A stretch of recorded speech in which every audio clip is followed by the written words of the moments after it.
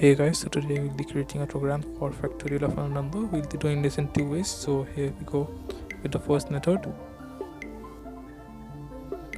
So we'll store the user input in the variable x.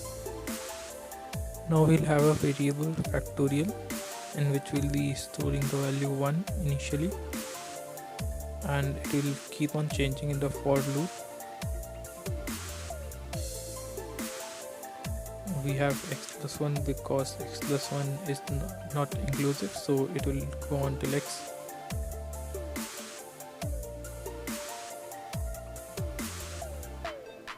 Now here we'll print the result of our factorial.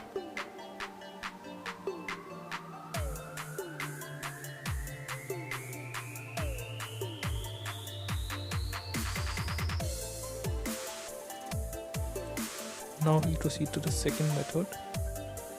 In this we'll be importing the math module, and we'll be using math.factorial function. We'll be printing both the results to show you that our result is same in both cases.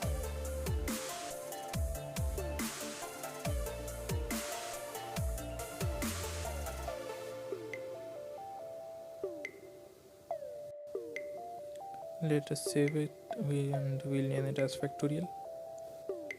Let's give it a try with the number 7, and here we see the result is same in both cases. Let's restart and we'll use 10 now. Let's go to once again and we'll use 5 now. So result is same in each case, and that's how you do it guys. Thank you for watching.